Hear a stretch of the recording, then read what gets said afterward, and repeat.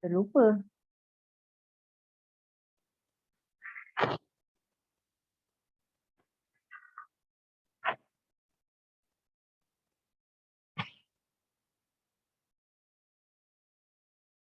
Kita nak start.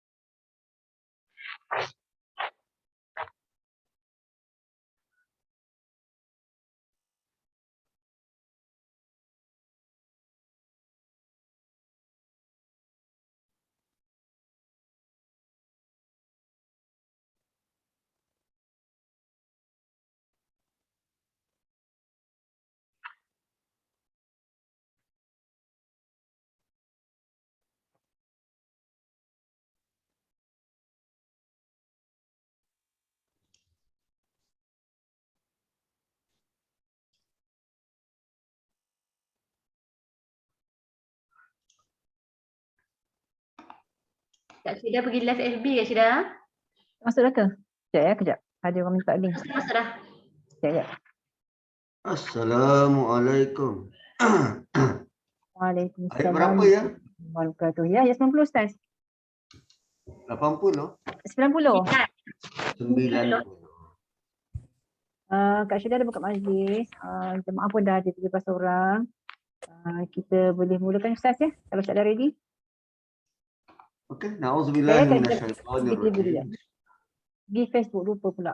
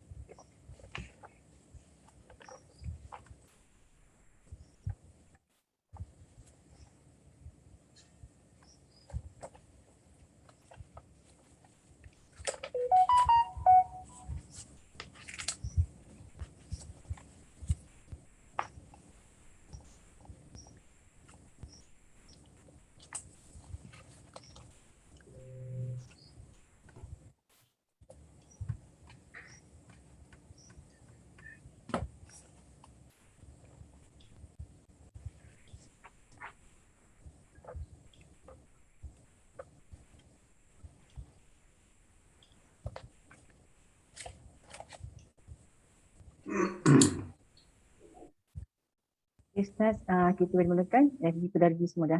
Silakan Ustaz. A'udzubillahi minasyaitonir rajim. Bismillahirrahmanirrahim. Alhamdulillahilladzi anzala ala 'abdihi al-kitaba wa lam yaj'al lahu 'iwaja. Nashhadu an la ilaha illallah wahdahu la syarika lah wa nashhadu anna sayyidana wa maulana Muhammadan 'abduhu wa rasuluh. Allahumma salli wa sallim wa barik ala Muhammad wa ala ali Muhammad kama sallaita ala Ibrahim wa ala ali Ibrahim fil alamin innaka Hamidum Majid. Assalamualaikum warahmatullahi wabarakatuh. Suratul Nahl ayat yang ke-90. Innallaha ya'muru bil adli wal ihsan wa ita'il qurba wa yanha 'anil fahsya'i wal munkari wal baghi ya'idukum la'allakum tadhakkarun.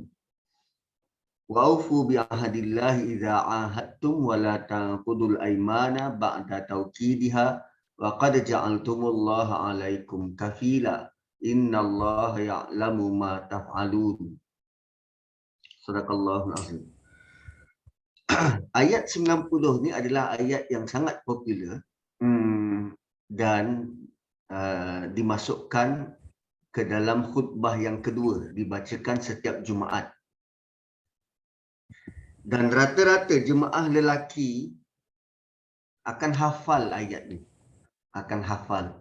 So nanti puan-puan boleh baca kepala ayat ni dan tengok suami boleh sambung tak? Bang, cuba sambung bang. Ayat saya baca bang. Saya bukannya tahfiz tak. Saya yakin abang boleh sambung. Saya baca ya. Innallaha ya'muru bil adli wal ihsan. Lepas tu suruh dia sambung. Sebab ayat ni dimasukkan dalam khutbah kedua. Dan lazimnya waktu doa waktu doa khutbah kedua tu, orang-orang lelaki dah mula bangun daripada tidur. Khutbah pertama dia tidur. In between pertama dan kedua masih mamai-mamai. Masuk khutbah kedua, masuk doa. Yang itu dia angkat tangan, doa. Itu pun tengah, betulkah aku dekat masjid ni, aku tengah buat apa ni, macam mana aku boleh sampai sini, tu. So habis ada doa, imam akan baca ayat ni. Imam akan baca ayat ni sesampai kepada perkataan apa nama? Sekejap, apa perkataannya tu? Sesampai kepada perkataan, kalau khutbah kedua tu,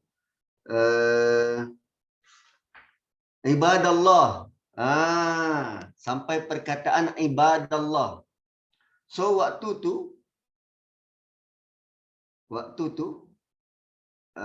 habis saja doa, Rabbana atina fid dunya hasanah wa fil akhirati hasanah wa qina azabannar. Ibadallah, innallaha ya'muru bil 'adli wal ihsani wa ita'i dzil qurba wa yanha 'anil fahsya'i wal munkari wal baghi ya'idukum la'allakum tadhakkarun. Fadhkurullaha al-'azima yadhkurkum washkuru 'ala ni'amihi yazidkum was'aluhu min fadlihi yu'tikum wa dzikrullahi akbar wallahu ya'lamu ma tasna'un. Ni ayat dia. Dan cuba kita tengok apa maksud ayat ni sehingga ulama-ulama Nusantara terdahulu memasukkannya ke dalam khutbah kedua selepas doa. Sesungguhnya Allah menyuruhmu berlaku adil wal ihsan sehingga mencapai kecemerlangan. Okay. Sesungguhnya Tuhan menyuruh kamu berlaku adil, bil adli, berlaku adil, wal ihsan, ada alif lam, sehingga mencapai tahap kesempurnaan. So spektrum kebaikan yang kita sebut amal soleh, dia bermula daripada adil sehingga sempurna, ihsan. Ini seluruh spektrum kebaikan bermula daripada titik adil sampai kepada ihsan. Kalau dalam skala 1 hingga 10, adil itu 1, al-ihsan itu 10.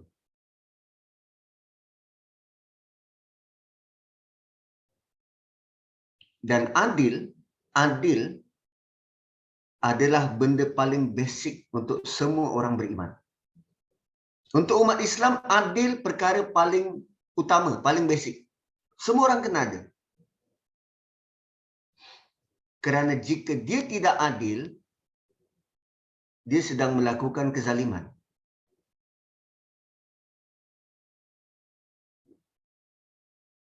Adil adalah benda paling basic. Kerana bila dia tidak adil, dia sedang melakukan kezaliman. So sekarang ni berlaku adil, dia bukan akhlak. Adil ni bukan akhlak. Sebab akhlak ni cerminan, byproduct, output. Adil ni asas. Kita kena mengusahakan untuk kekal berlaku adil. So seruan ini ditujukan pada siapa hari Jumaat? Kepada seluruh lelaki di alam semesta. Dan ini Allah mulakan dengan innallaha ya'muru. Allah sentiasa menyuruhmu. Ya'muru, fi'il mudhari', sentiasa menyuruhmu. So bila Allah sentiasa menyuruh, Allah tidak pernah jemu, tidak pernah bosan untuk sering mengingatkan. Kalau dalam konteks khutbah Jumaat, kepada lelaki-lelaki yang hadir untuk berlaku adil.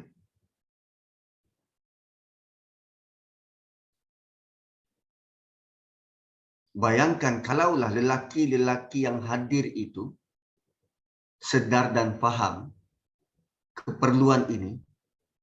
So basically mereka sudah ready made untuk berpoligami.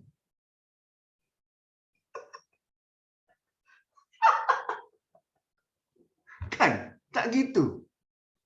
Ustaz ke situ pula. Kan? Fankihu ma taba lakum minan nisa'i mathna wa thulatha wa ruba' fa in khiftum alla ta'dilu fawahidah. Kalau kamu takut tidak berlaku adil, cukup satu. So Allah suruh lelaki-lelaki ini berlaku adil. Seolah-olah persediaan untuk poligami. Kalau faham, problemnya lelaki yang dengar tak faham. Sebab adil ni basic. Paling basic. Apa pun topi yang kita pakai topi pelajar. Pelajar kena adil.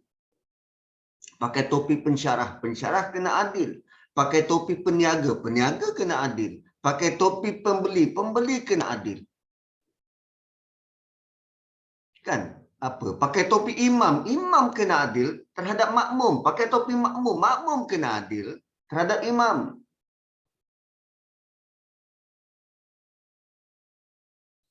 So, adil ni benda paling basic. Wal ihsan. From time to time, daripada kita starting berlaku adil, kita kena usahakan agar perilaku kita, akhlak kita mencapai tahap kesempurnaan. Al-ihsan. Al-ihsan, excellent, sempurna, paling baik, yang terbaik.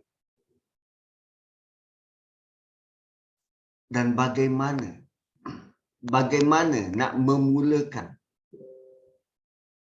bagaimana apa tindakan yang perlu dimulakan ataupun langkah pertama untuk berlaku adil, ita'idil qurba, bantu kaum kerabat. Itu seawal itu. Bagaimana nak berlaku adil ni? Ita'idil qurba, bantu orang yang terdekat. Grow your circle. Dan bila sebut ita, beri bantuan, dia tidak terhad pada harta. So bila sebut ita, apa saja bentuk bantuan yang boleh diberi, bagi.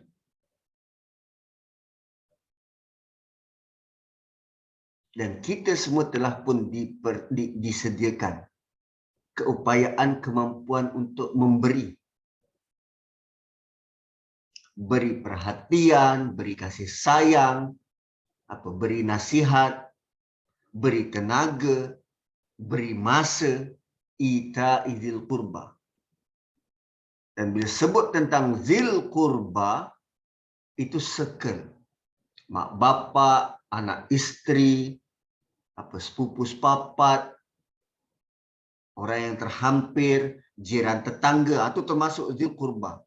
Cuma bila sebut kurba, kerabat, didahulukan adik-beradik. Dahulukan yang ada hubungan darah. Zil kurba. Wa yanha 'anil fahsya. So setelah kita memberi,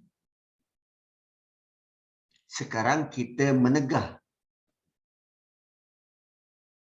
Wa yanha 'anil fahsya. Tegah, sentiasa menegah, sentiasa menjauhi, anil fahsya, daripada perbuatan-perbuatan fahisyah. Fahisyah dekat mana kita dengar fahisyah? La taqrabuz zina innahu kana fahisyah. So salah satu contoh perbuatan fahisyah ialah zina. Nah, sekarang Allah bagi tahu yanha 'anil fahsya. Jauhi perbuatan-perbuatan yang menjurus kepada zina. Fahsya ni adalah kesalahan kalau orang tahu kita malu. Fahsya keji, shameless. Kalau orang tahu kita malu, fahsyak. Wal munkar. Bila dia sudah tenggelam dengan fahsyak, dan fahsyak itu akan mengikis peribadi-peribadi baik. Dan peribadi baik yang paling awal dikikis ialah malu. So, bila dia sudah tidak ada rasa malu, hatinya semakin kelam, maka dia akan berpindah dari fahsyak kepada mungkar.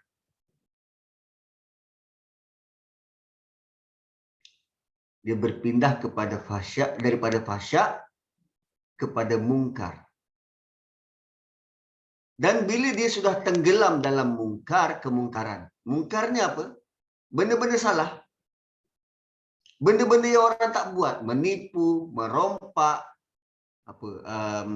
rasuah, menindas, mungkar. Bila dia sudah tenggelam dalam mungkar, dia akan naik lagi satu tahap. Wal baghi.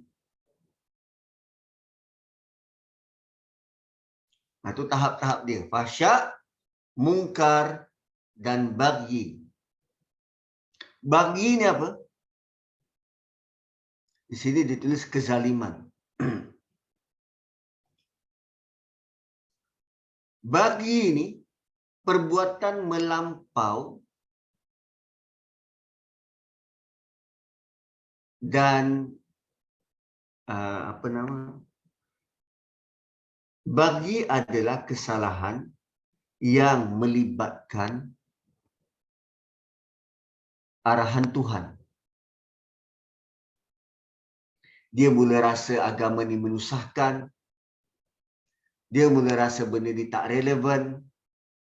Dia mula pertikai tuntutan-tuntutan agama. Itu baghi. Dia mula berani melawan Tuhan.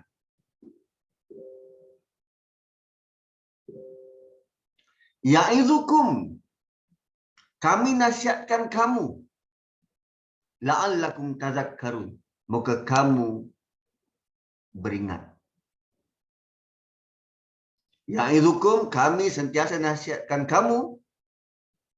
La'allakum tazakkarun, semoga kamu beringat. Okey. Dibaca dalam khutbah kedua yang dengar semua bapa-bapa orang atau anak-anak lelaki. Dan nasihat ini menyeru kepada seluruh lelaki untuk berlaku adil. Dan tapak untuk perlakuan adil ialah ahli keluarga.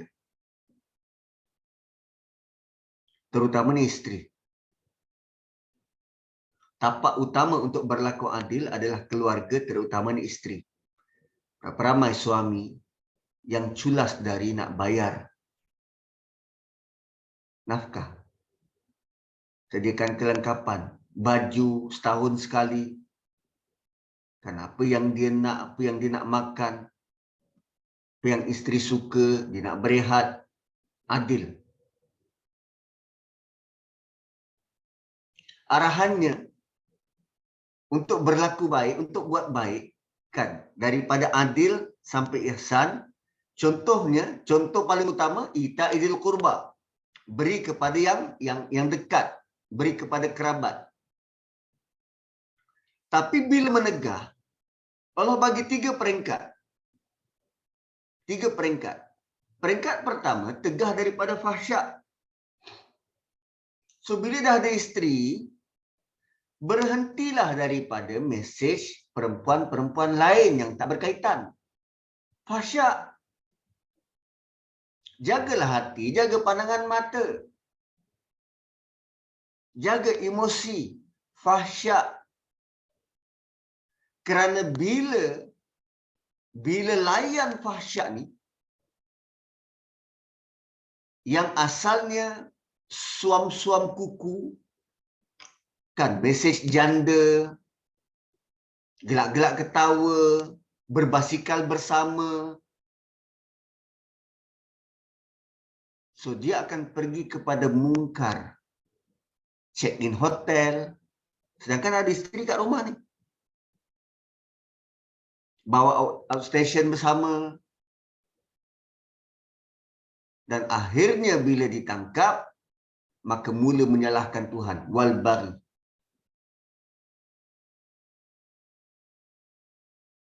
Dia berperingkat-peringkat.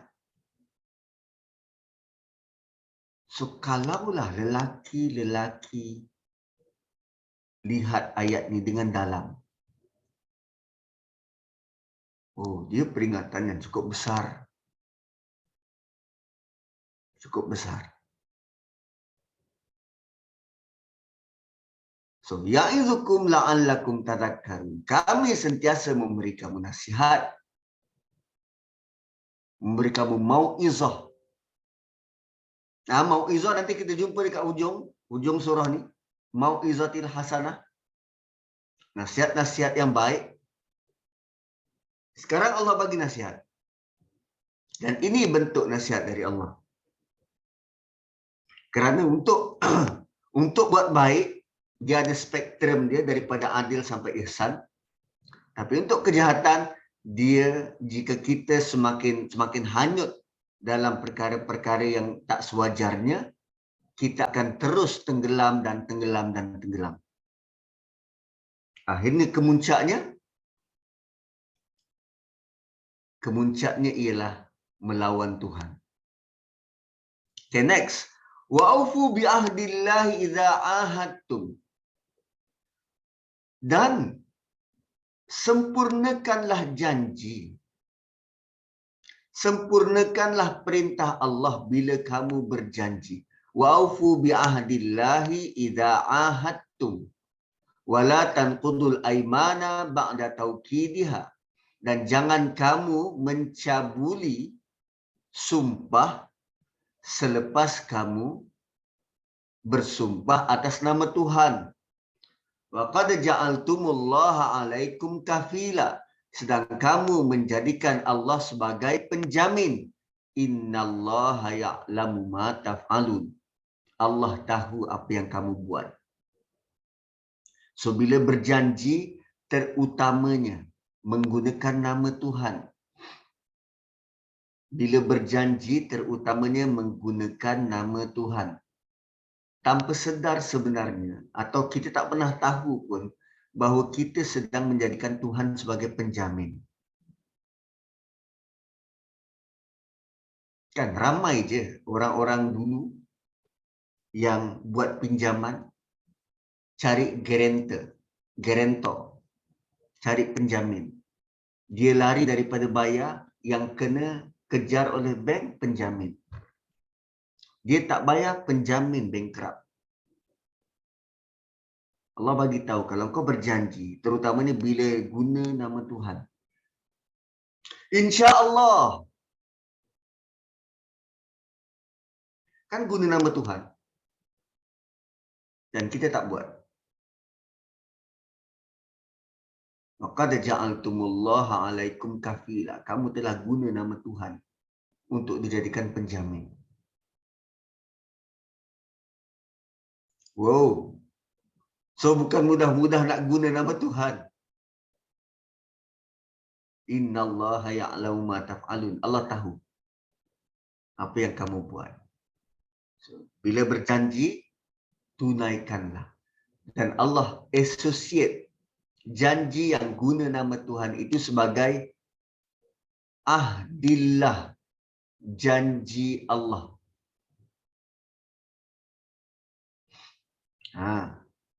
Bagai janji Allah. Wala takunu kallati naqadat ghazlaha min ba'di quwwah. Min ba'di quwwatin ankasa tattakhiduna aymanakum dakhalan bainakum takunu ummatun hiya arba min ummah. Innama yablukumullahu bihi wala yubayyinanna lakum yaumal qiyamati ma kuntum fihi takhtalifun. Dan jangan kamu menjadi seperti perempuan yang telah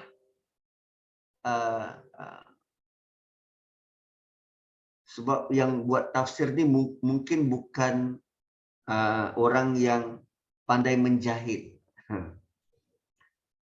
Kalau tukang jahit, dia tak kata merombak. Dia macam ni. Kita dah tenun kain.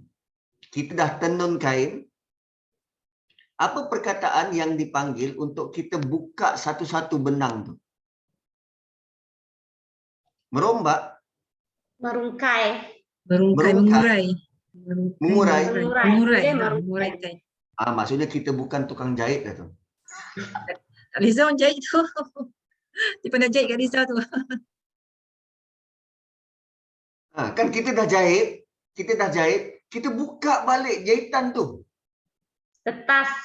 Detas Ha. Ustaz. Apa detas? Menetas. Tetas.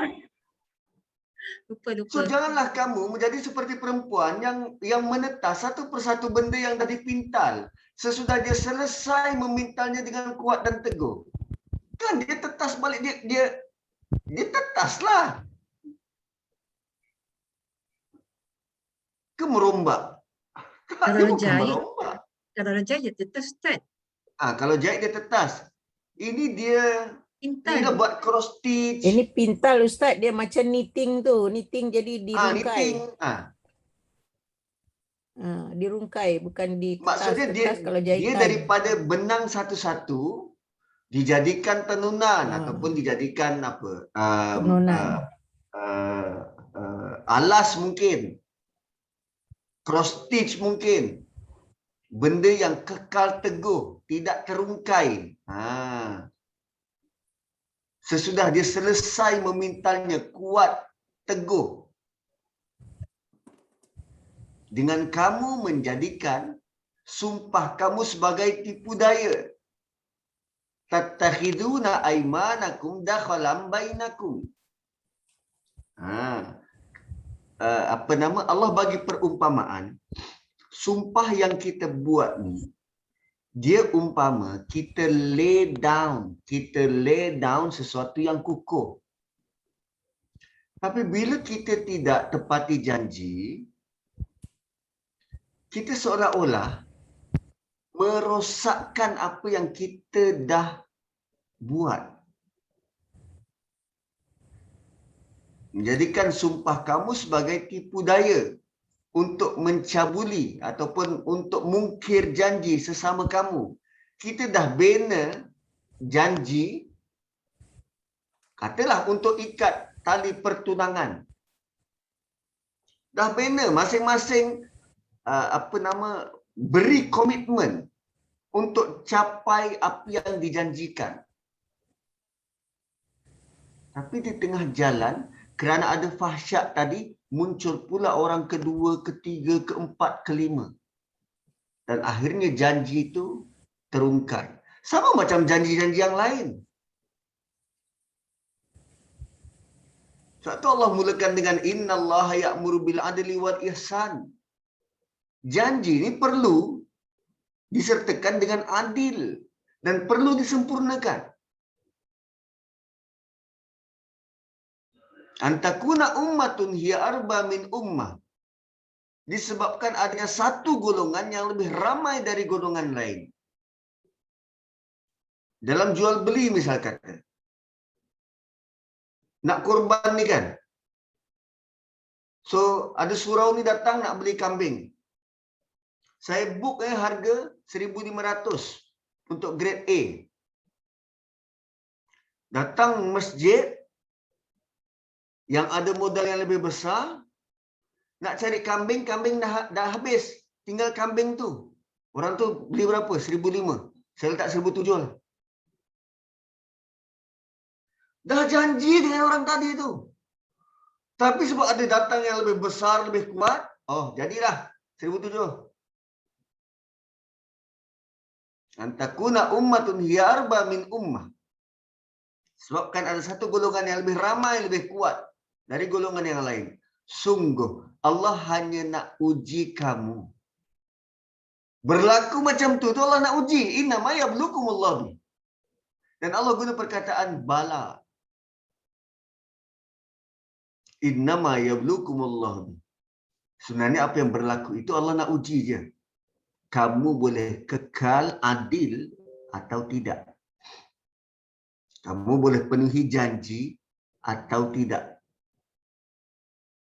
Dan ia sudah tentu akan menerangkan kepada kamu pada hari kiamat nanti. Apa yang kamu buat? Apa yang kamu perselisihkan? Berapa ramai orang yang culas pada janji, dapat harga lebih tinggi, dilepaskan. Walhal orang tu dah booking berbulan-bulan.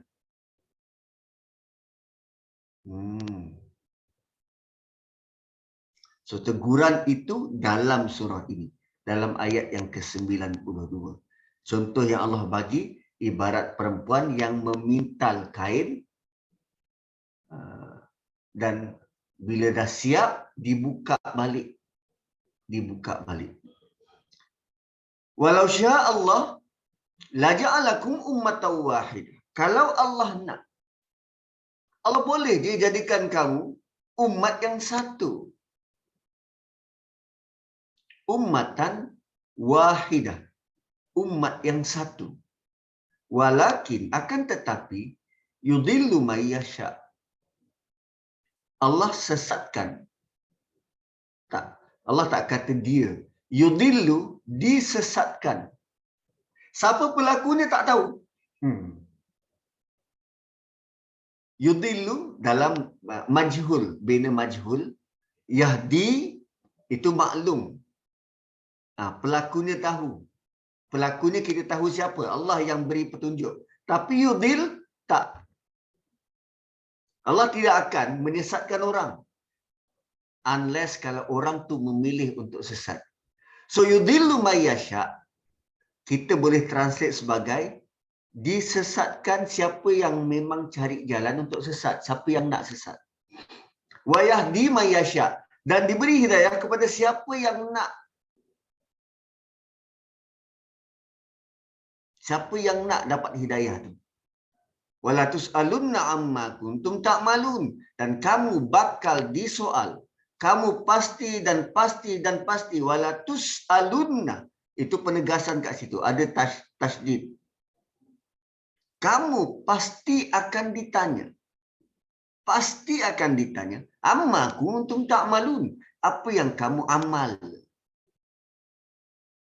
Bukan taf'alun tetapi ta'malun.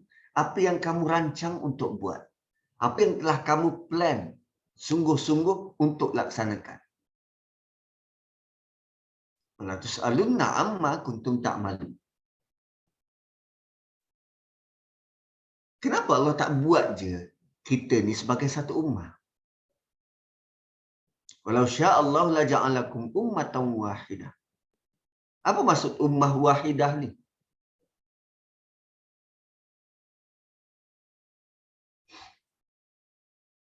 Apa maksud ummah wahidah? Umat yang satu.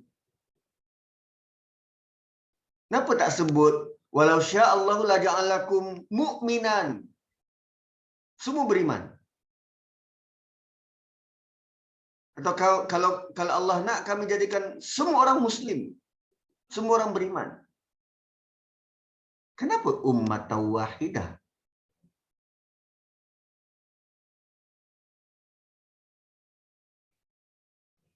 Kenapa tidak atas dasar agama?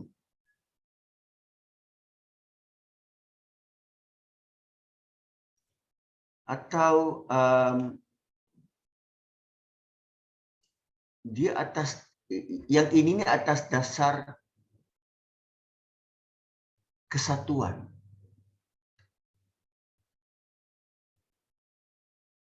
Kan kalau Allah nak, Allah jadikan semua kamu menjadi satu umat. Instead of Allah sebut kami jadikan kamu semua beriman. Atau Umatnya semua masuk mendapat hidayah. surga. Asal umatnya mendapat hidayah. Umat yang dapat hidayah. Umat yang mendapat bimbingan dari Allah. Tunjuk. Saya melihat pernyataan ini, Allah beri kita satu matlamat akhir.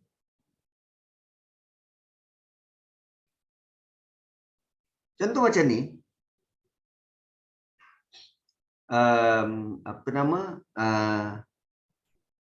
Cikgu bukan tak nak bagi kamu lulus. Kalau boleh cikgu nak bagi kamu semua lulus. Tapi ada yang malas belajar, ada yang rajin. Matlamat akhir itu tak lulus. Allah sedang meletakkan kepada kita matlamat akhir yang Allah paling nak. Hasil daripada kita beriman, kita baca Quran, kita berakhlak dengan baik. Matlamat paling akhir adalah umat yang satu. Perangainya satu, cara pandangnya satu, baca Quran yang satu, imannya satu, Allah yang satu. Itu matlamat akhir.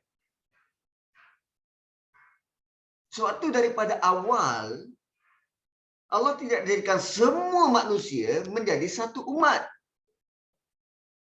Kerana ujian untuk jadi satu umat ini besar. Liyabluwakumullah tadi itu. Innama yablukumullah. Allah uji kamu dengan ini. Dengan ada orang janji tak tepati. Macam mana perasaan mangsa yang sering dimungkir janji? Masih lagi berimpikan nak jadi satu umat? Apa akhlak yang dia mampu tonjolkan hasil daripada dia belajar Quran bila dia jadi mangsa? Lain. Matlamat akhir yang Allah nak kita capai ialah satu umat.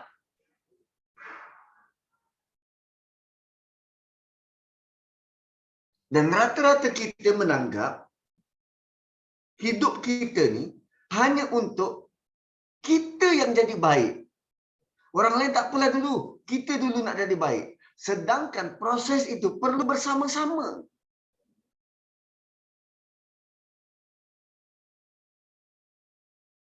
Dan cuba tengok. Innallaha ya'muru bil adli wal ihsan. Okey? Innallaha ya'muru bil adli wal ihsan. Daripada sini sampai sini. Daripada sini sampai sini ditujukan kepada satu orang. Semua singular. Menyuruh bil adli wal ihsan. Allah tidak kata ya'murukum. Ya'muru ni satu orang. Yang ditujukan tu satu orang. Second part daripada ayat. Ya'idukum. Oh, rupanya nasihat ni untuk semua orang. Sebab tu Allah bagi nasihat. Allah bagi nasihat satu-satu orang. Satu-satu individu.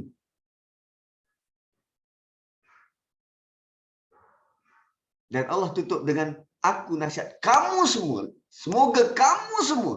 La'allakum tadhakkarun. Kamu semua beringat. So, cara untuk jadi ummatan wahidah. Ni. Ini kata kunci dia ni. Adli wal ihsan. Ita'idil qurba. Wa yanha 'anil fahsya'i wal munkari wal baghi.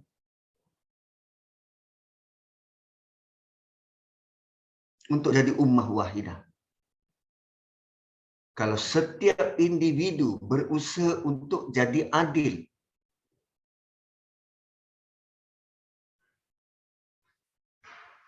Banyak benda boleh settle. Banyak benda boleh settle.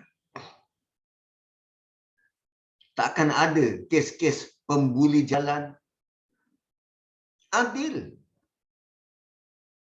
Kita bawa slow. Patutnya lorong kiri. Tapi tak. Sebab keretaku besar, aku letak lane kanan. Walaupun aku bawa slow. Sambil tengok handphone. Sebab aku perasan bahawa aku sangat pandai memandu. So aku boleh fokus dua benda dalam satu masa.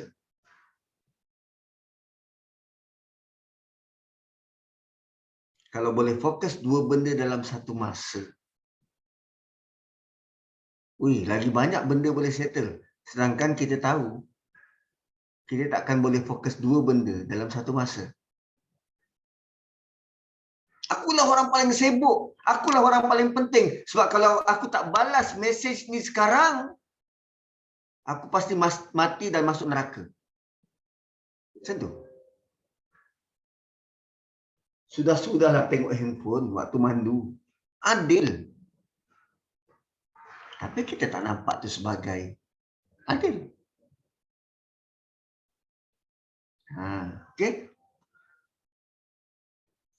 Dan next, wala tattakhidhu aymanakum dakhalan bainakum. Jangan jadikan sumpah sebagai benteng untuk menipu orang. Wala tattakhidhu aymanakum dakhalan bainakum. Jangan jadikan sumpah sebagai alasan untuk memperdaya orang lain. Fatazilla qadamun ba'da subutiha, kerana dengan begitu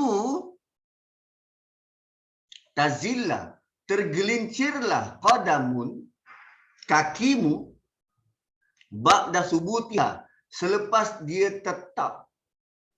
Kakimu akan tergelincir selepas dia tetap. Wa tazuqus su'a bima sadattum an sabilillah, dan kamu akan merasai balasan buruk dengan sebab kamu halang manusia dari jalan Allah. Walakum azabun azim, dan kamu dapat azab yang besar. So ayat ini dia indicates ada dua keadaan manusia yang jadikan sumpah untuk tipu orang lain. Scammer. Sumpah wallah pelaburan ni confirm untung guna nama Tuhan. Dan di sini Allah janji, wa tazuqusu, kamu akan, kalau orang India kata karma, kamu akan dapat karma. Tapi kerana kita beriman dengan Quran, Quran menyebutnya sebagai wa tazuqus su'a bima sadattum an sabilillah. Kamu akan rasai balasan buruk di dunia kerana kamu menghalang manusia dari jalan Allah. Halang manusia dari jalan Allah, yang itu saya tak detailkan lagi. Nanti kalau ada masa saya nak rujuk balik tafsir Misbah, apa maksud dari jalan Allah, ansabilillah. Dan pastinya dia berkait dengan peristiwa sewaktu turunnya ayat ni lah, pada kafir Quraisy. Walakum azabun azim, dan di akhirat kelak akan dapat azab yang besar. So balasan buruk tak semestinya dia bankrupt, perniagaannya rugi. Tidak semestinya macam tu. Balasan buruk di sisi Allah boleh jadi kita melihat dia kaya raya, tapi kaya dan hati tak tenang, itu juga balasan buruk. Kaya dan tak berkat, itu juga balasan buruk. Istidraj, itu juga balasan buruk. So watazuqus su' dalam bentuk istidraj di dunia. Walakum azabun azim, dan bagi mereka azab yang perit. Wala tashtaru bi'ahdillah. Cuba tengok berapa ayat yang Allah kaitkan dengan janji. Banyak, berturut-turut ayatnya. Ayat 95. Wala tashtaru bi'ahdillahi thamanan qalila. Jangan jual perintah Allah untuk untung yang sikit. Jangan perjudikan atau jangan tunggangi perintah Allah, janji-janji Allah dengan untung dunia yang sedikit. Jangan ubah Quran semata-mata nak memuaskan nafsu politik.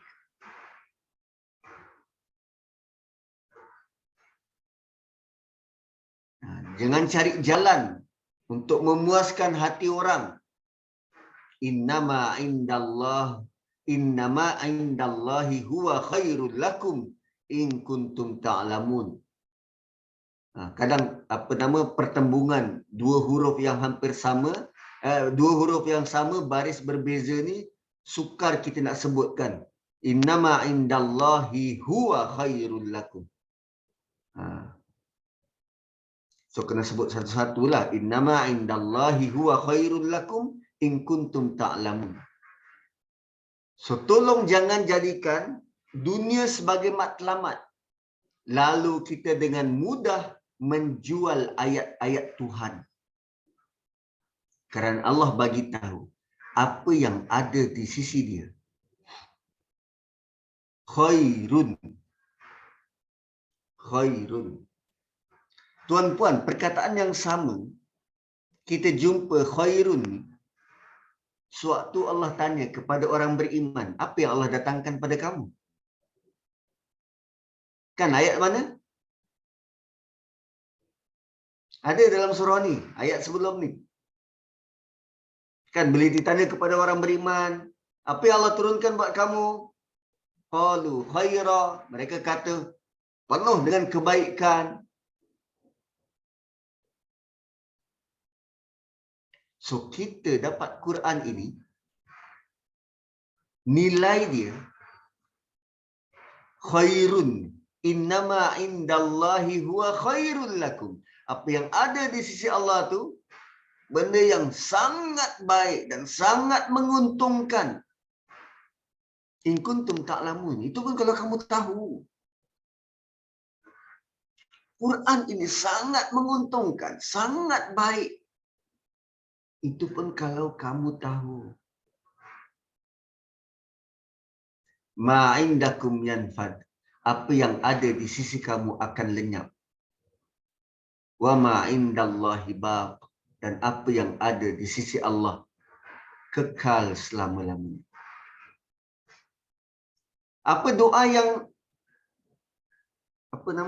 yang orang guna untuk berbelanja tu? Pernah jumpa tak? Ada dekat TikTok. Diorang pandai-pandai guna ayat Quran. Dia kata kalau baca ayat ni, berbelanja tu takkan habis.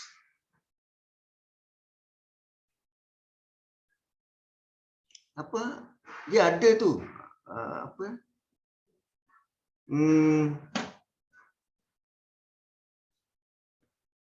Apa ya? Alamak, saya lupa lah. Dia bila berbelanja, dia tak habis. Lalu dia perkudakan ayat Quran.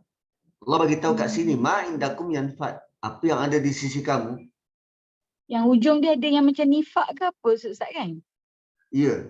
Manifak apa macam tak silap. Apa tak ingat Ustaz. Dulu amalkan juga. Dulu amalkan juga. Maksudnya hadirlah kan. Dalam ayat ni Allah bagi tahu apa yang ada di sisi kita ni habis. Dekat dunia ni benda yang kita pakai habis. Akan binasa, akan habis. Rezeki yang Allah beri itu akan habis. Lutut yang kita pakai hari-hari berjalan akan haus, akan habis. Dia tak akan kembali muda. Dah tua ni memang macam tu lah. Sakit di situ lah, sakit urat lah. Benda dah pakai. Dia akan habis. Kerana ini kehidupan paling rendah. Dunia, kehidupan paling rendah. So, well, kalau kita beli barang, barang dekat Shopee, harga murah, kualiti cap ayam, memang sekejap je tempoh hayat dia. So dunia ni adalah kualiti cap ayam. Cuma Allah panggil dia sebagai dunia. Dunia adalah tempat paling rendah, kehidupan paling rendah. Kita punya panggilan nak menunjukkan dia ni kopi ori atau grade paling rendah, kita panggil cap ayam. Tapi dunia yang cap ayam ni lah kita kejar. Kan? Dunia cap ayam ni lah yang kita kejar. Allah kata, ma'indakum yanfad. Apa yang ada di sisi kamu akan habis. Itulah lumrah dunia. Beli kereta, brake pad akan habis. Tayar akan habis. Minyak lagi lah. Tak perlu tunggu sampai sehari pun. Habis. Akan habis digunakan. Wa ma indallahi baq. Apa yang ada di sisi Allah itu kekal. Ayat di atas Allah bagi tahu indallahi huwa khairun. Apa yang ada di sisi Allah semuanya baik. Plus apa yang ada di sisi Allah kekal. Surah Sad ayat 54. Sekejap saya tengok Sad 54. 54. Hazamat bukan. 54. Inna hadza larizquna ma lahu min nafad. Inna hadza larizquna ma lahu min nafad. Mak saya pun guna. Ini rezeki kamu, ini rezeki kami dan dia tidak akan yanfad, tidak akan habis, tidak akan lenyap. Ayat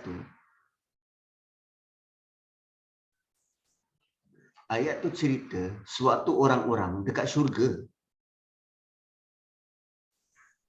Sesungguhnya ini ialah pemberian kami kepada kamu, pemberian yang tidak akan habis-habis. Inilah dia balasan yang dijanjikan kepada kamu setelah selesai hitungan amal. Ayat untuk akhirat. Kita guna untuk dunia. Dah kenapa? Masalah dia ustazah yang ajak ustaz. Ayat ni ustazah famous yang ajak jadi orang percaya.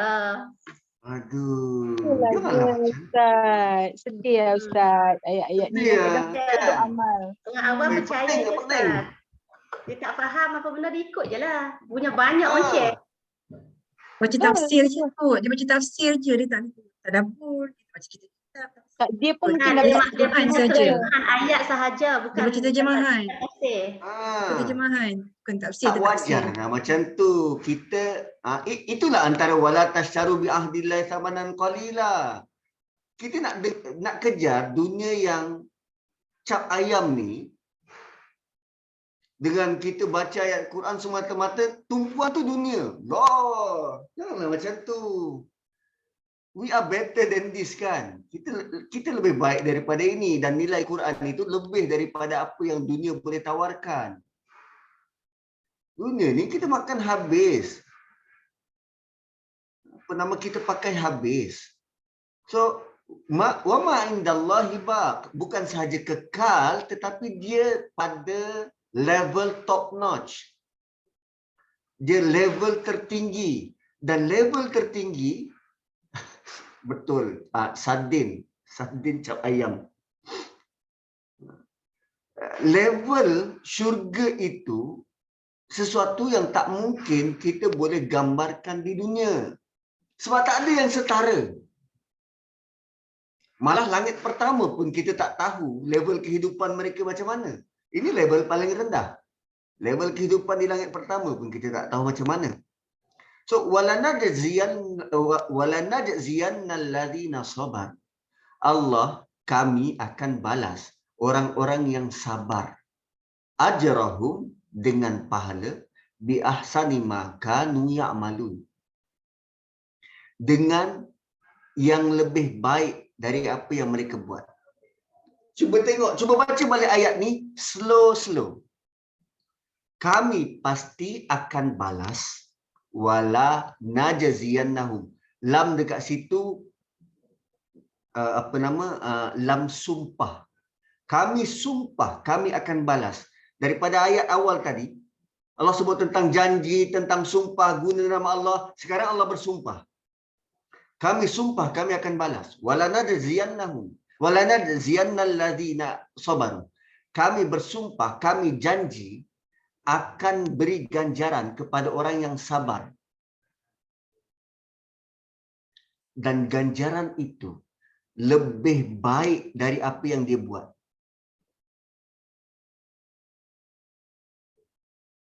Kalau Kak Syida boleh bersabar pada skala 10, ganjarannya 20. Kalau kita boleh bersabar pada skala 30, ganjarannya lebih baik. Ahsan. Lebih baik. Bukan setara.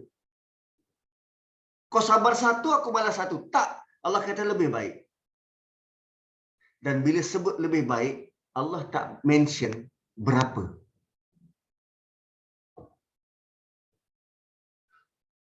Allah tak mention berapa. Dan menariknya, bila sebut ahsan, ayat 90 tadi, innallaha ya'muru bil adli wal ihsan.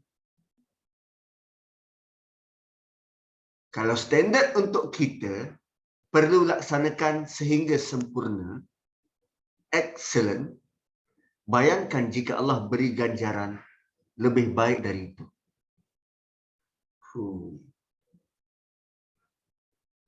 Walanajziyanna alladhina sabaru ajrahum bi ahsani ma kanu ya'malun. So sepanjang daripada ayat 90 sampai 96, selain daripada adil, ihsan, dia ada yang ketiga, sabar. Sabar dalam menunaikan janji, kan? Sabar untuk menunaikan apa yang Allah perintah, sabar daripada suka-suka guna ayat Quran, sabar dalam melihat dunia ini dalam realiti sebenarnya, sabar. Man amila salihah. Tadi 96 sabar. Ini sekarang siapa yang buat benda yang baik? Man amila salihah. Min zakarin au unsa. Lelaki atau wanita. So amal soleh lelaki dan perempuan berbeza.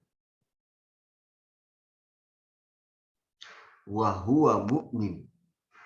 Dan dia beriman. Tak rasa pelik ke ayat ni? Kan lebih mudah kalau dia didatangkan dalam bentuk man amila saliham minal mu'minina wal mu'minat. Kan? Mukminin kita tahu lelaki beriman, mukminat perempuan beriman.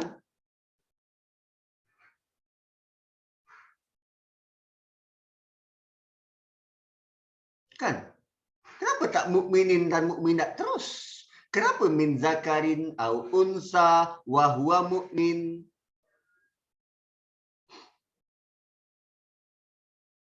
Tuan-puan, ayat ni, sebab nanti kita akan jumpa ayat tentang ud'u ila sabili rabbik, ajak orang. Allah nak bagi tahu, orang yang belum dapat hidayah untuk beriman, mereka juga buat baik. Mereka juga buat baik. Orang-orang yang non-Muslim ni buat baik. Lelaki, wanita.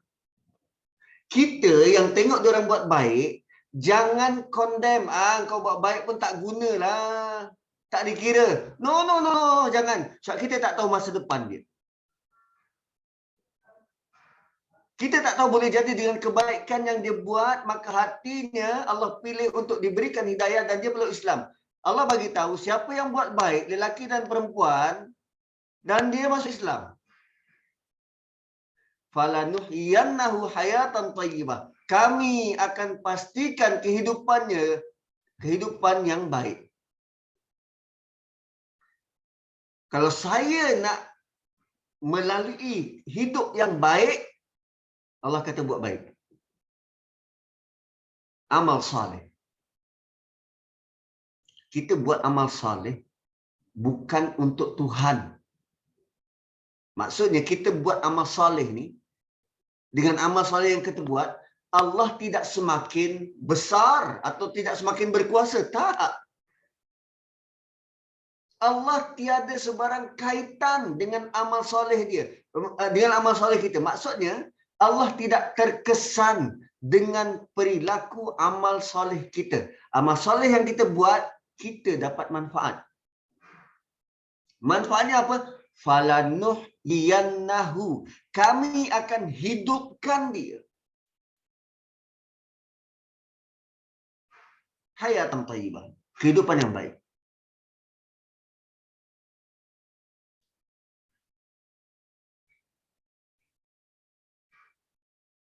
Dan kalimah falanuhyiyannahu. Sebab lazimnya Allah guna ja'ala. Kami jadikan dia kehidupan yang baik. Tapi ini dalam bentuk falanuhyiyannahu. Kami hidupkan dia. Tuan-puan, kalau kita tengok tubuh badan kita ni, sekujur tubuh kita, apa yang hidup? Apa sebenarnya yang membuatkan kita hidup? Roh. Roh. Roh tu kat mana? Ya, tak nampak. Roh tu kat mana? Di sini kah? Roh tak boleh nampak lah Ustaz roh tu.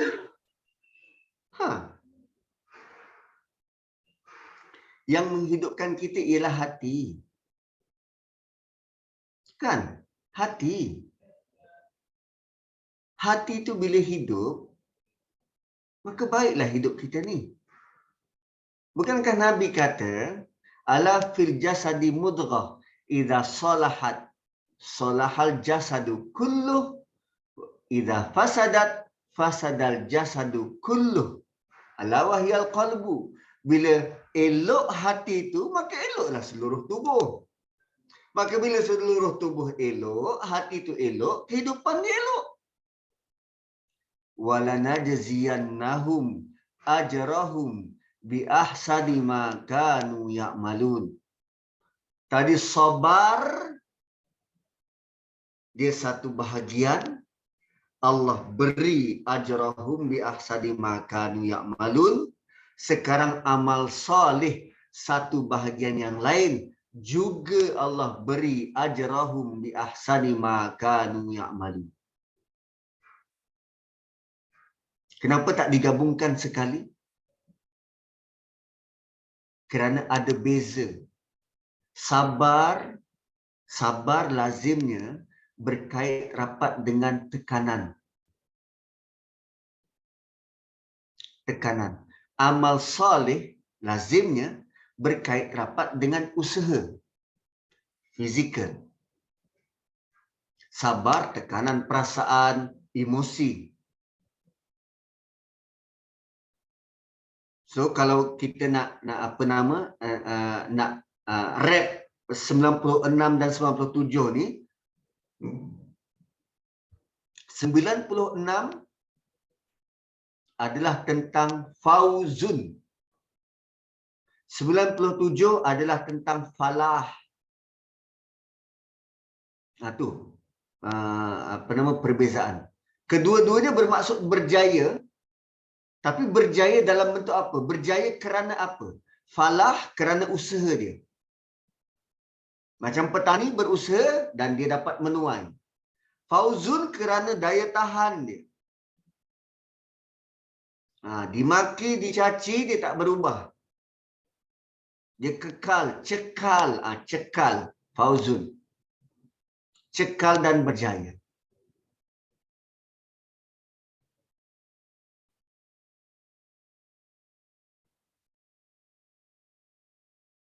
Kemudian Allah bagi tahu fa iza qara'tal Quran, dan bila engkau membaca Quran,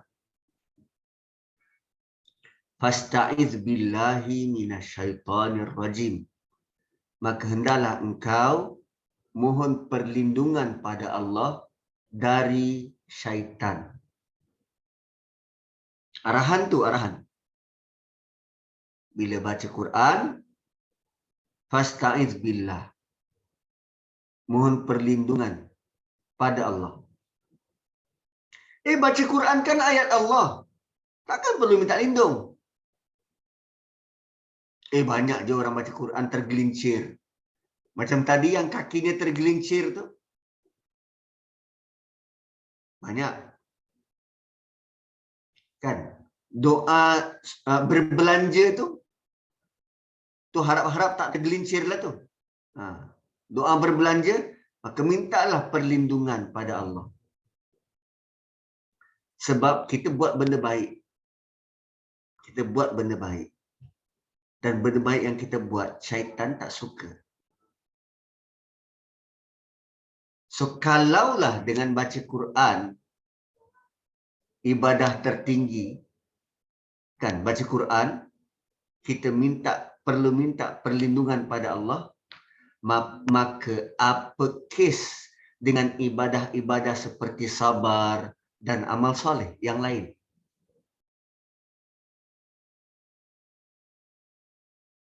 So maksudnya kita memang minta perlu perlindungan dari Allah, perlindungan pada Allah dari syaitan ni.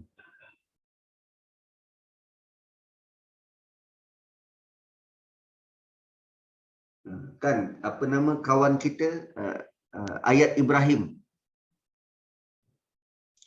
semalam 2 hari lepas dia tulis tentang sedekah. Surah Baqarah 264 kot ayatnya tu. Tentang sedekah.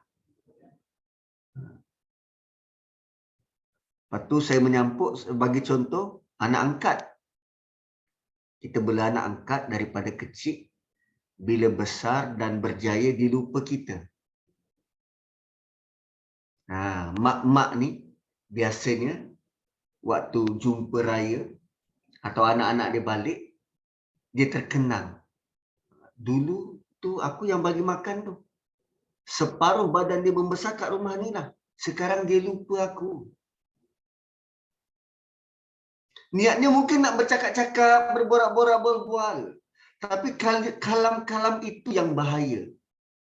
Seolah-olah macam dia ungkit, dia tak rela, dia tak reda. Bayangkan pahala yang dia dah spare 20-30 tahun hanya dengan terlepas cakap begitu, semuanya menjadi debu. Siapa yang cucuk hati itu supaya cakap? Syaitan. So beware of syaitan. Kita buat baik sekarang ni, dah dapat pahala, dah kita kumpul, 20-30 tahun akan datang, belum tentu. Belum tentu akan kekal. Kalau kita gagal untuk terus-terusan jaga daripada perkara yang membatalkan amalan. Tu syaitan tu. Sedangkan kita baca Quran pun dia boleh hasut, apatah lagi amalan-amalan yang begitu rendah daripada ini. Wow. Satu Allah datangkan ayat berkaitan dengan hasutan syaitan. Allah nak bagi tahu, kau baca Quran pun dia boleh hasut. So kalau baca Quran boleh hasut, sekarang saya nak tanya tuan-puan, ada ayat-ayat yang popular.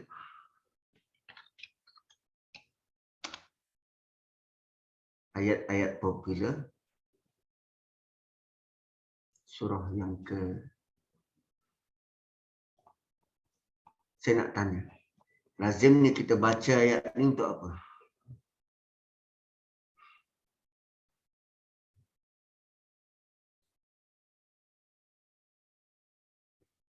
Selalu kita baca ayat ni untuk apa? Surah yang ini ayat 21 sampai 24.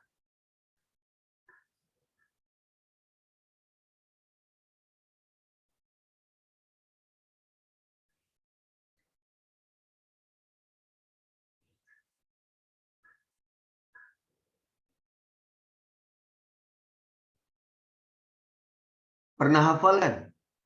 Hafal Ustaz. Pernah hafal? Hafal dah. Selalu baca? Selalu baca Ustaz. Untuk apa? Tak baca Ustaz. Sebab dia zikir pagi ke petang kan? Zikir pagi dan petang lagi? Ialah untuk apa? dia ajak Asmaul Husna. Hmm? Kita untuk kayaknya untuk macam ni sebab ada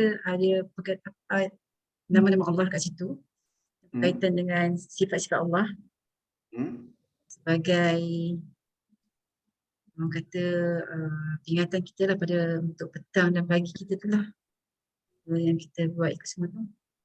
Wa anzalna hadzal Quran. Betul Ustaz. Kita Ayat baca ini juga digunakan oleh perawat-perawat untuk halau jin.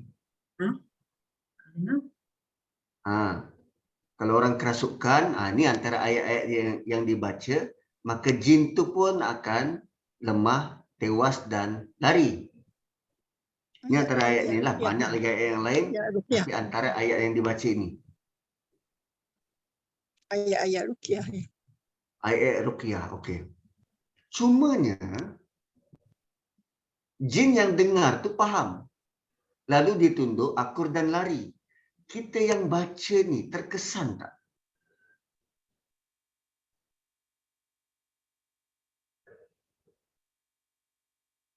Jin yang dengar, jin yang sedang merasuk, bila dia dengar,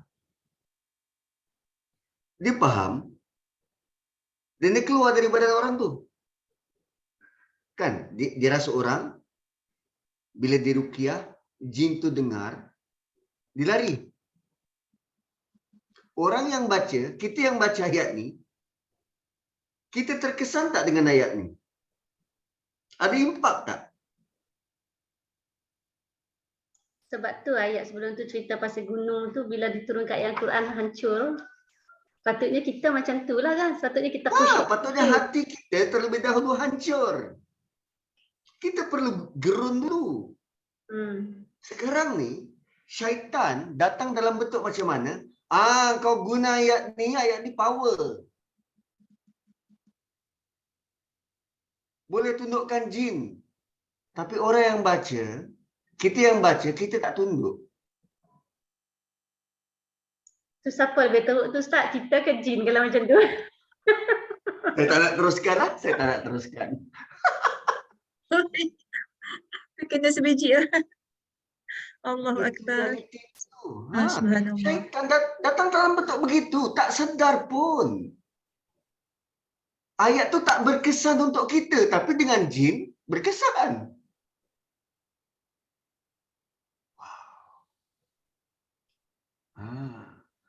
So, ayat ni juga berkaitan dengan khusyuk, kekhusyukan hati kita lah Ustaz kan. Kalau kita baca ayat kita khusyuk, kan hati kita akan hancur lah Ustaz. Akan lebur lah juga hati kita ni kan, seperti gunung-gunung tu sepatutnya macam tu lah Ustaz kan. ya, sepatutnya macam tu. Sebab dia menerangkan nama-nama Allah, sifat-sifat Allah dalam ayat tu. Jadi kalau kita faham makna dan sifat Allah tu, mestilah kita dekat, rasa khusyuk, rasa lebih tawaduk pada Allah lah. Patutnya macam tu. Okey, itu satu. Ayat 23, yang sangat obvious ialah Allah tutup dengan Subhanallah amma yusyrikun. Maha suci Allah daripada apa yang kamu syirikkan. Subhanallah amma yusyrikun. Maha suci Allah dari apa yang mereka syirikkan. Yusyrikun, mereka syirikkan. Kalau baca ayat 23 ni, part mana yang ada sebut pasal syirik?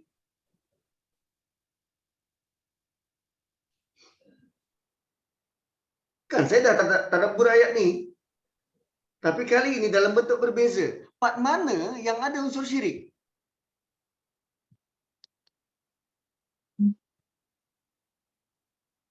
Ada tak? Tak ada. Tapi Allah tutup dengan Subhanallah ya amma yusyrikun.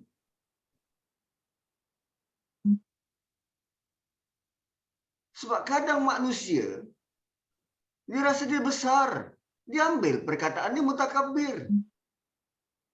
Dia seolah-olah jabbar, menindas, memaksa orang lain. Dia rasa dialah full authority. Sedangkan Allah maha berkuasa. Malah mangsa pula merasakan, ya betul lah dia sangat besar, sangat power. Tak ada orang boleh tandingi dia. Mangsa tidak merasakan Allah berkuasa boleh menandingi orang tu. Tak. Sampai rasa macam tu. Allah kata subhanallah, maha suci Allah. So ada manusia yang nak tiru nama-nama ni. Perilaku Maknanya dan Ustaz, perbuatan ni. dia memakai kebesaran nama Allah tu, dia pakai pada diri dia. Maknanya Kadang, orang macam itulah. kadang kalau kita buat iklan produk, tuan-puan carum dengan saya punya ini, saya garanti kehidupan tuan-puan akan terpelihara dan terjaga. Ni Muhaimin, terpelihara dan terjaga. Siapa pelindung sebenar? Takaful kita ke, insurans kita, kata Allah. Subhanallah amma yusyrikun. Syaitan akan selit dan bisik di sini. So kalau kita baca Quran tanpa perlu berlindung dengan Allah, kita akan sangat banyak salah faham terhadap Quran. Oh, syaitan licik. Kita takut. Kita bukan, dia tidak akan, dia boleh serang di awal perjalanan kita. Dan dia sudah pun buat. Kita sudah begitu lalai waktu kita muda. Dan dia boleh serang sekarang di tengah-tengah perjalanan ni. Dan kita masih kuat menahan serangan dia. Dan dia boleh serang di akhir-akhir penghujung jalan. So setiap jalan kehidupan dia ni, syaitan akan terus serang. Dan kalau kita tak minta perlindungan pada Allah, pada siapa lagi yang kita perlu berlindung? Tak ada. Hanya pada Allah. Dan dalam Quran, tak ada satu pun arahan atau ayat yang sebut, engkau seranglah syaitan tu. Tak ada. Tak ada. Tak pernah kita jumpa ayat, kau baca ni, syaitan terbakar. Kau boleh serang. Tak. Ada ayat yang Allah sebut fungsi bintang sebagai rujuman lisyayatin. Malah setiap kali syaitan itu disebut, ada ar-rajim di belakang yang direjam. Apa fungsi dia ni? Fungsi dia, kita kena akur yang kita tak ada sebarang power. Kita tak ada sebarang kuasa. Yang berkuasa Allah. Hanya Allah yang boleh lindungi kita dari syaitan. Kita tak boleh nak buat apa, kecuali minta perlindungan pada Allah. Tak ada jalan lain, kecuali minta perlindungan hanya pada Allah. Tak ada jalan lain. Bila berhadapan dengan syaitan, itu je cara. Minta perlindungan pada Allah. Innahu, kemudian Allah bagi tahu, innahu laisa lahu sultan. Syaitan, dia tiada autoriti. Ini bukan wilayah dia. Macam tu. Ini bukan wilayah Selcom. Tak. Ini bukan wilayah syaitan. Innahu laisa lahu sultanun 'alal ladzina amanu. Dia tiada sebarang kuasa ke atas orang beriman. Alladzina amanu, orang yang telah terbukti keimanannya. Beza tahu alladzina yu'minu dengan alladzina amanu.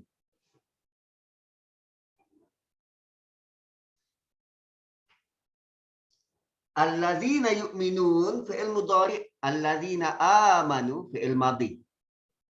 Fi'il mudhari' dia masih lagi dalam proses untuk meningkatkan iman, menambah iman, mengukuhkan iman. Amanu sudah pun terbukti. Sudah pun terbukti.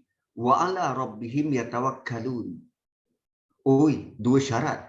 Pertama, terbukti beriman. Yang kedua, berserah pada Tuhan. Bukankah bila kita minta perlindungan, itu bermaksud kita berserah pada Tuhan?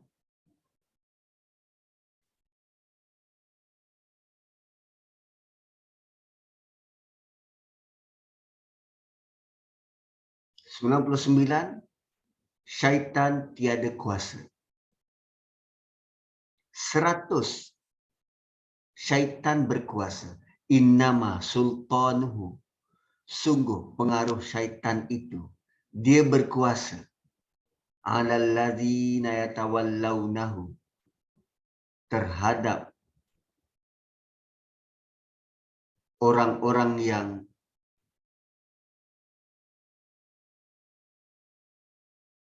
yatawallawnahu. Kata akar dia wali. Kata akar dia wali. Yatawallawnahu. Orang-orang yang menjadikan dia wali. Pergi puja dia, sembah dia. Adakah orang sembah syaitan? Dia tak ada sembah syaitan. Tapi mereka suka dengan perkara-perkara yang syaitan sudah hias dunia.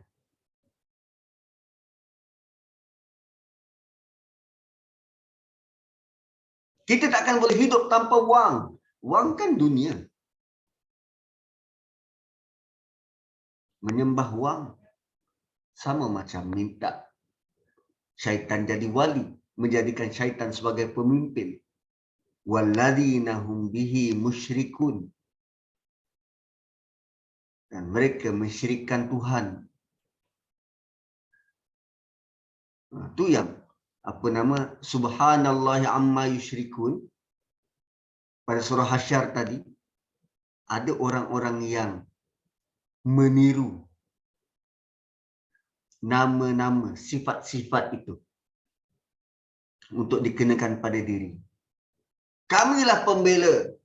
Kalau tanpa parti kami ini, gitu kan.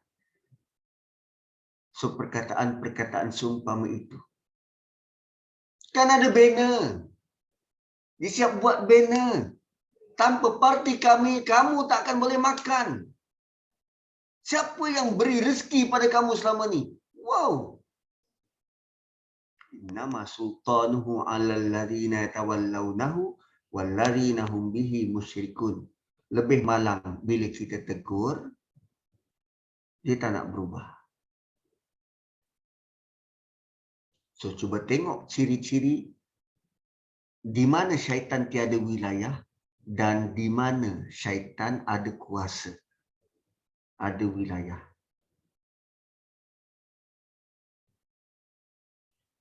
Bila sebut tentang amanu wa ala rabbihim yatawakkalun, amanu wa ala rabbihim yatawakkalun, ada tak kita trigger mana-mana ayat dalam Quran? Mungkin yang selalu kita baca ke? Ada tak?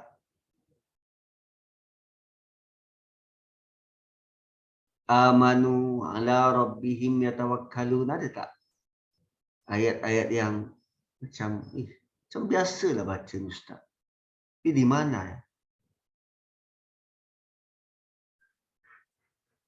Ada. Ayat tu selalu kita baca. Surah tu selalu kita baca. Surah Mulk. Surah Mulk.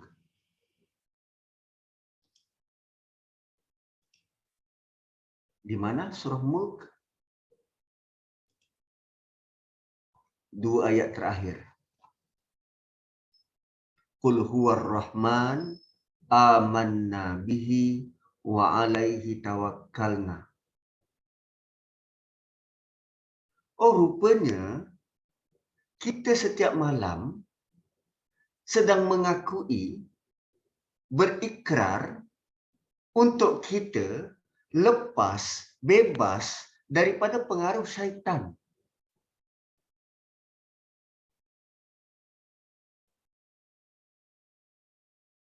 dengan kembali pada Allah. Amanna, kami beriman dengannya. Wa alaihi tawakkalna, dan kepadanya kami bertawakal. Apa prasyarat syaitan tak menguasai? Amanu wa ala rabbihim yatawakkalun. Wih, baiknya lah Allah tu. Hebatnya Rasulullah sallallahu alaihi wasallam. Pilih satu surah yang begitu meliputi keperluan kita.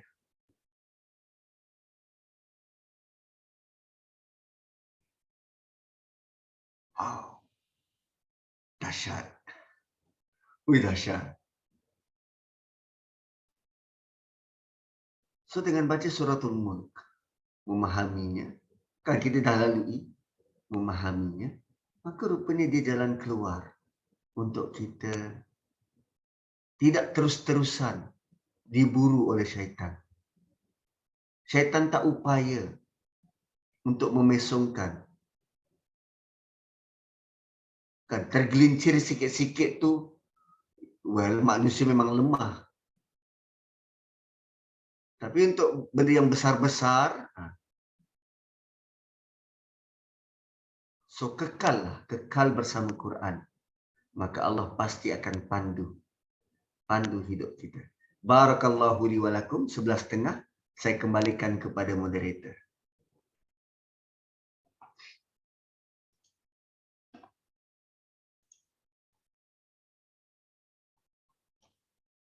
Alhamdulillah Ustaz. Pada ayat 98 tu Ustaz, okey,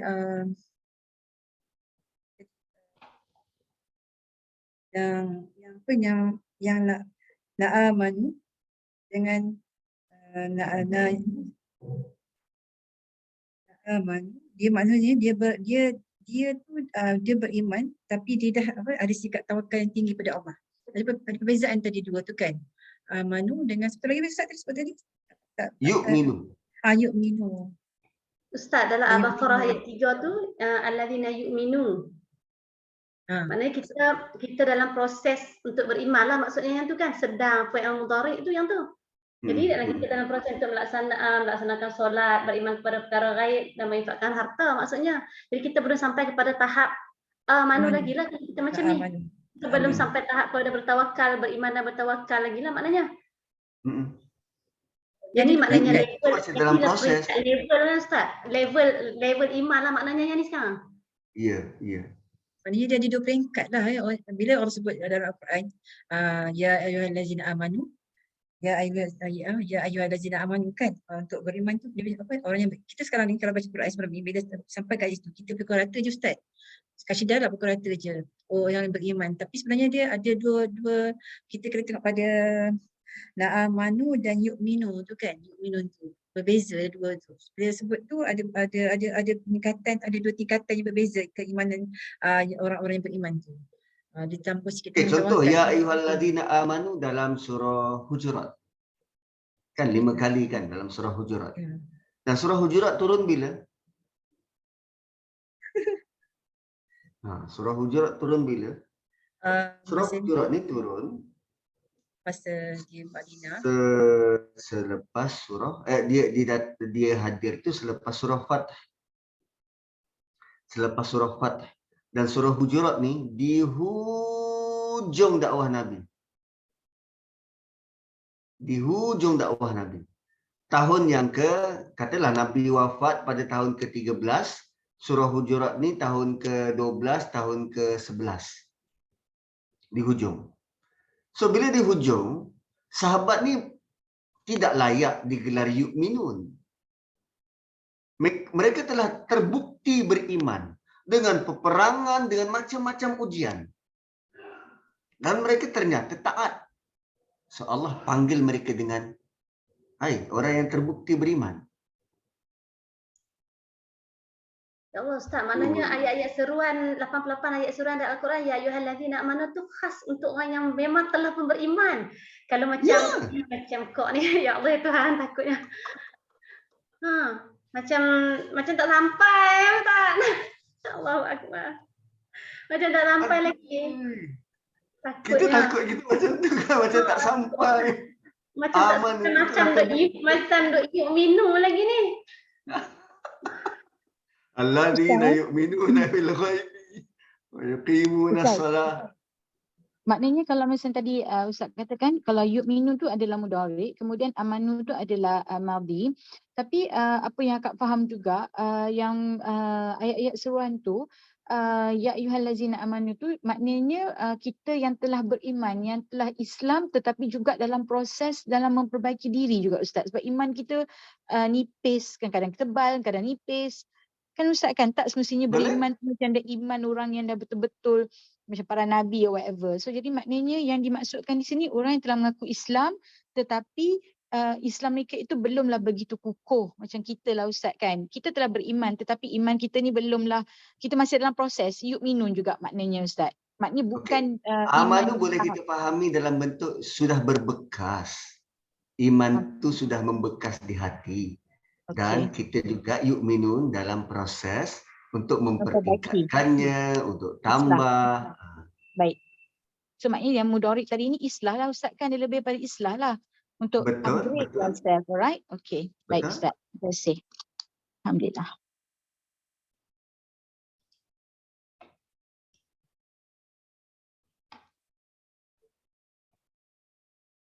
Ustaz tak berkata apa-apa dah hari ni. Seperti biasa lah Ustaz, lepas tadabbur dengan Ustaz tu banyaklah yang kena tu. Banyak benda yang kita tak buat kan, banyak benda kita tak faham tu. Nombor satunya Ustaz tu bab adil tu kan. Sambil mandu pegang telefon, main telefon tu pun berkaitan dengan ayat pada kita tadabbur tadi, ayat 90 tadi. So bab adil kan. Kalau benda berlaku sesuatu akan menyebabkan pun keselamatan jalan raya. Orang lain juga terlibat. Maknanya dia tak adil pada orang lain kan. Alhamdulillah Ustaz, kita pun telah sampai pada penghujung dia, insyaAllah. Mudah-mudahan minggu depan ada rezeki lagi kami untuk tadabbur dengan Ustaz. Mana tahu kan Ustaz, last minute kadang-kadang ada kerja yang patut diuruskan. So insyaAllah kita sambung pada sesi akan datang. Dengan itu, Assalamualaikum warahmatullahi wabarakatuh. Walhamdulillahirrahmanirrahim. Kita jumpa lagi pada sesi akan datang. Kita akhirkan keluarga kita pagi dengan tasbih kafarah. Subhanakallahumma bihamdik nashhadu an la ilaha illa anta nastaghfiruka wa natubu ilaik wal asri innal insana lafi khusr illa alladhina amanu wa amilus solihat wa tawasaw bil haqqi wa tawasaw bis sabr. Assalamualaikum warahmatullahi wabarakatuh. Waalaikumsalam Ustaz. Jazakallah Ustaz. Barakallah. Terima kasih semua. Terima kasih. Terima kasih Ustaz. Aduh, terima kasih banyak atas perkongsian pagi ni. So sahabat-sahabat semua, hari ni daripada ayat 90 hingga ke ayat 100 memang penuh dengan kita punya akhlak kita kan, akhlak asas akhlak sebagai seorang yang beriman. Na'amanu dengan yu'minun tadi kan berbeza kan, ya Allah. Kak Syidaka atau sesiapa boleh bantu saya. So, tadi masa Ustaz beritahu ayat 90 tu saya tengah menyapu kat luar Kak. Oi. Loh, awak menyapu. Pokok dah mati, dah lama tak jiran pokok. Okey, nak tanya tadi Kak pasal apa?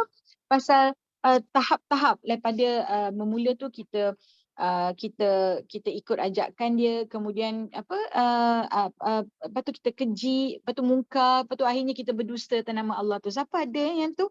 Sebab tu saya cakap kalau misalnya Nani ada buat mapping tu memang cantik lah tadi, tapi memang tak sempat nak cantik tu. Dia ada tak Kak pada ayat 90 tu? Ada sesiapa boleh bantu saya Ayat tak? 90 tu ayat 90 tu langkah pertama yang Allah suruh pada kita ada Allah ya'muru, sentiasa menyuruh kita supaya pertama sekali berlaku adil. Dia ada peringkat tertinggi dia adalah berlaku ihsan. Ihsan. Jadi daripada langkah daripada bermula daripada adil ni dia akan dapat mencegah kita dari melakukan perkara fahsyak dan mungkar. Iaitu fahsyak, mungkar dan juga bagyi, iaitu rasa dia mula-mula fahsyak tu dia ajak dulu kan. Dia fahsyak ni dia mengikis peribadi baik yang Ustaz kata tadi. Terutamanya dia menghilangkan rasa malu. Bila dah malu hilang tu terus pindah jadi mungkar, kita akan buat perkara-perkara yang mungkar lah. Bila dah tenggelam perkataan dia maknanya malu tadilah itu yang asal dia. Maknanya kalau dah hilang malu ni tadi kita akan melibatkan diri kita dengan mungkar. Betul? Ya, dia bermula dari fahsyak, mungkar dan bagyi. Bagyi itu maksudnya kita rasa agama tu dah menyusahkan, tak penting dan kita berani lawan Allah. Di peringkat dia yang itulah bila kita dah tenggelam daripada fahsyak, mungkar kita akan jadi bagyi. Itulah yang tu sebab tu kita kena bermula daripada adil. Adil tu bukan akhlak. Ustaz kata adil tu adalah basic dalam hidup kita lah, basic. Dan ihsan tu adil akhlak. tu, adil tu tadi dia kata ada dua. Satu adil ke ataupun usaha tadi yang dia kata adil tu satu dari segi usaha kita, satu lagi dari segi emosi. Yang itu ke yang cakap tadi tu? Bukan. Itu yang mana? Sekejap, saya tunjuk dalam grup, saya tengok, saya tulis balik tadi. Okey. Tulis tapi nak cari tak jumpa. Adil tu tadi Ustaz sebut, adil itu adalah asas kepada orang yang beriman. Sebagai seorang mukmin kita kena ada sikap adil tu. Daripada adil tu yang bawa kita pada keihsan. Betul, satu lagi Nizam yang tu kita zil qurba. Tadi yang kejayaan kot. Kejayaan tu yang Ustaz cakap tu. Adil kita kejayaan tu yang Ustaz cakap, satu kita dengan usaha kita, yang satu lagi tu dengan emosi kan. Dia cakap kan tak silap saya kan. Yang tu kan ada fauzun. Fauzun. Ayat 6. Fauzun satu lagi falah. Ya. Okey. Fauzun tu kita daya tahan kita punya apa? Emosi. Kat mana tu dia kat mana pula ni ha? Emosi kan, kekal semua tu kan. Ya. Fauzan tu berjaya kerana usaha. Nanti jap, yang satu sekarang ni. Falah tu usaha. Kita berjaya kerana kita berusaha. Berjaya kerana usahanya. Fauzun berjaya kerana daya tahan emosi dia lah maknanya. Alright. Okay. Sebab saya rasanya benda ni macam something related dengan kehidupan kita kan. Bila kita ingatkan kejayaan tu mesti kena ada usaha. Betul sangat-sangat.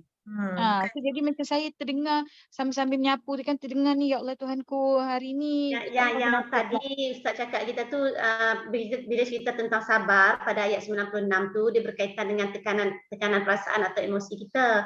Kemudian tu pada ayat 97 tu cerita tentang amal soleh. Amal soleh tu melibatkan fizikal kita. Jadi kita nak lakukan amal soleh, kita kena ada kekuatan untuk buat.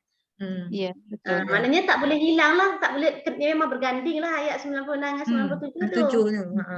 Sebab kalau tak silap akak lah dalam Al-Quran ni pun Allah disebut few times tau. Maknanya fauzun ni ada, lupa nak cakap dengan Ustaz tadi. Fauzun ada dua, satu kabir, satu lagi fauzun, dia ada dua, kabir dengan akbar ke? Ada dua kan? So jadi itu yang tadi nak tanya tapi itulah dia, tak apalah. Tapi yang ini pun rasa macam dah terkena batang hidung cukup-cukup lah. Dia ni adil, ihsan, sabar. 3 peringkat ni, adil, ihsan, sabar.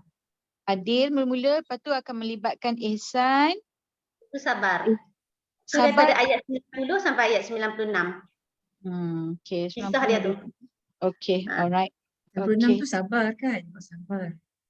Ya, 96 tu buat sabar, kita dapat fauzan. 96 tu lah tentang sabar. 97 kita sabar tu lebih tinggi daripada ihsan lah. Kita akan dapat falah. Amal soleh kita akan dapat falah. Ayat 96 tu sabar kita akan dapat fauzan. Okay, alright. Okay, Alhamdulillah. So insyaAllah sahabat-sahabat semua, insyaAllah kita jumpa lagi pada esok hari bersama dengan Ustaz Inam pula. Tak apalah, itu pun sama juga tu. Tapi memang dahsyat lah bila dikatakan yang tadi tu fahsyat munkar tu, bila dah hilang rasa malu tu kan, kita tak malu lagi nak buat perkara keji. Tapi memang betul kan, bila dah hilang rasa malu, kita dah memang mudahlah syaitan itu memperdayakan kita untuk melakukan perkara keji dan munkar. Allah, saya memang terkesima lah tadi ayat tu tadi. Malu ni memang patut ada pada kita lah. Allah. Setuju. Tak tahu dah khas kita ni. Bukan nak kata sebab kita tua je kan. Tak, masalah juga sekarang ni ramai orang dah hilang sifat malu Kak. Air zaman kan, pakai malu tu cakap orang lain, cakap diri kita sendiri, anak-anak kita sendiri kan. Kan tak malu kadang TikTok. Ya. Kak Syirah tak start recording FB dulu lagi. Oh ya, kita start kat Facebook. Start dulu tak apalah. Yalah, TikTok ni pun salah satu benda yang boleh menyebabkan hilang rasa malu lah. Start recording start recording. Allah.